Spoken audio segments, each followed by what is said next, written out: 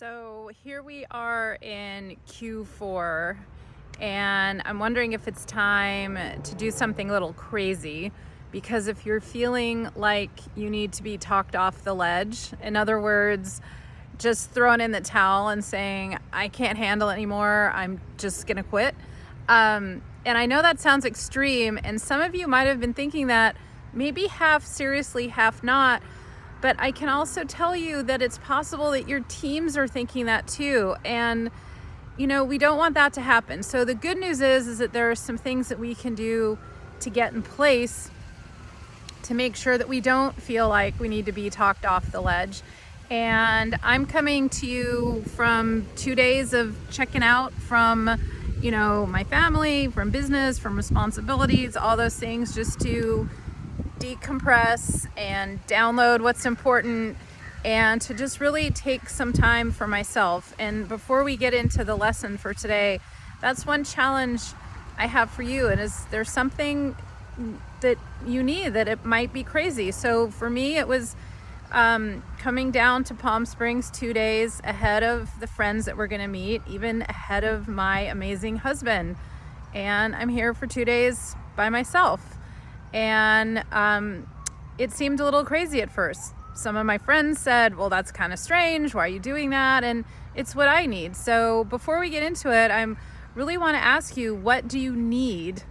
What do you need so we don't need to talk you off the ledge? Let's make sure that you rest and recharge and get what you need before you get to that point. Okay, so the message of today's blog is really just to think more like an essentialist, because as I mentioned in the written copy, that is a book that I'm reading, and Greg McKeown has a really great point, and it's really something that I would love to invite you to do, and that is to strip everything out of your calendar.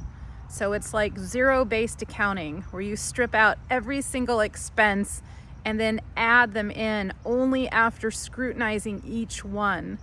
And so if you can do that for your work calendar, for your meetings, for your presentations, for your projects, everything going on, and then also do it for your personal calendar.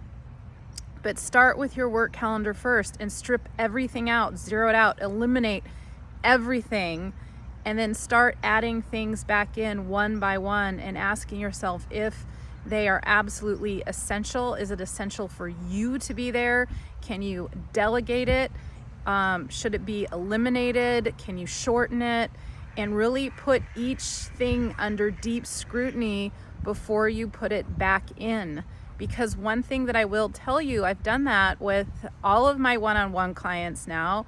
And recently there's a woman who's amazing. She's a VP channel, in charge of VP channel.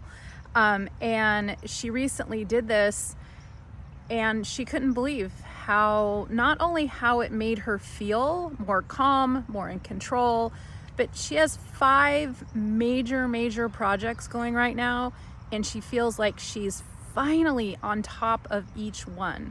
And she has the joy that comes along with knowing that each of these projects is moving along, because she got a grip on her calendar and she stopped the back-to-back meetings. And quite frankly, a lot of people in her immediate circle of influence were really grateful that she did this as well.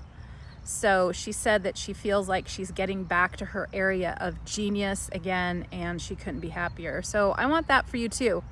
So here's a good place to start. Of course, if you need any help, you know where to find me. Please do reach out to me by email or apply to have a strategy session. Now that we're in Q4, if I can ever help you or your team get a handle on this, to talk you down from the ledge before you get to that point, or help get your team down for the ledge and really help prepare for 2022 and the year that's coming, so you can have the best year yet, please do reach out to me. Cheering you on always, and I look forward to seeing you next time.